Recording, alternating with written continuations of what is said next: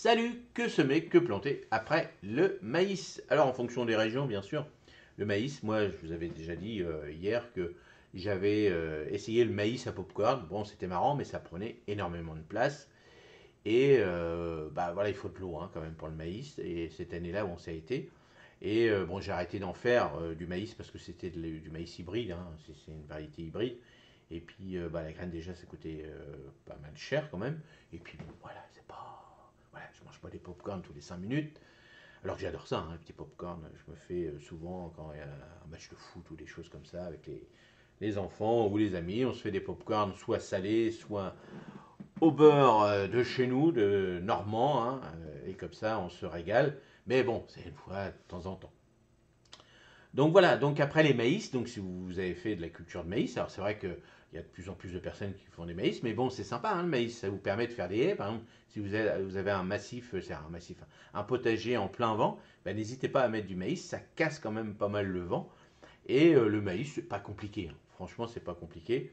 Et après, bon, bah, il y a plein de recettes hein, de maïs.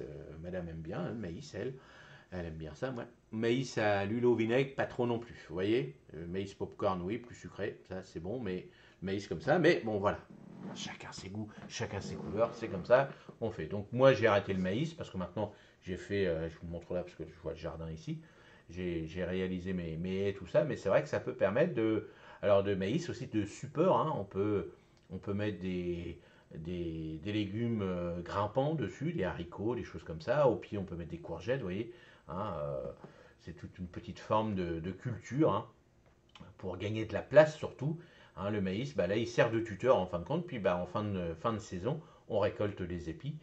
Et bah, soit on a des poules, des choses comme ça, donc on récolte une certaine variété de maïs pour donner à manger aux animaux, ou alors des maïs à manger comme ça, ou le maïs à popcorn, hein, chacun verra comment il fait. Donc les légumineuses, donc comme d'habitude, hein, entre parenthèses, les petits pois, les haricots et autres, comme le pois et les haricots sont un excellent choix après le maïs, ces plantes fixent l'azote dans le sol, ce qui aide à compenser les nutriments épuisés par la culture du maïs. Elle améliore la structure et la fertilité du sol pour les cultures suivantes. Et oui, je répète toujours la même chose, mais c'est comme ça. Hein, les légumes racines, tels que les carottes, les betteraves et les radis, se développent bien après le maïs. Le sol ameubli par les racines du maïs est favorable à ces cultures qui utilisent différents nutriments, aidant ainsi à maintenir l'équilibre du sol. Les crucifères, comme le chou, le brocoli, les navets, sont une bonne option après le maïs. Ces plantes ont des besoins différents en nutriments et contribuent à diversifier les cultures dans vos potagers, réduisant ainsi le risque d'épuisement du sol. Les salades, bon, c'est comme pas de problème.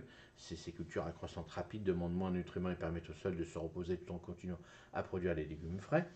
Les aromatiques, persil, coriandre, tout ça, bah, comme d'habitude. Hein. Là, on en parle à chaque fois. Donc la coriandre, la nette, les cerfeuilles, vous pouvez le faire pareil.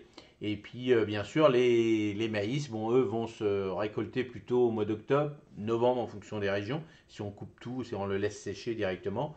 Mais voilà, par rapport au maïs à popcorn, bah, vous avez les dates en fonction des régions. Et puis le maïs à manger, c'est pareil. Vous avez des petites dates dessus par rapport à la variété que vous allez faire pour pouvoir la récolter. Donc voilà, si on arrive au mois d'octobre, bon, plutôt les choux, par exemple, pour avoir des choux de printemps. Les betteraves, tout ça, bon, les légumes racines, plutôt, vous laissez la planche comme ça, puis vous referez ça pour l'année prochaine. Les petits pois, bah, pour ceux du sud, bah, ils pourront en mettre un petit peu après. Et les salades, bon, là, vous pouvez y aller, il n'y a aucun souci. Allez, merci, passez une excellente journée, et puis à demain matin pour la matinale. Salut, merci.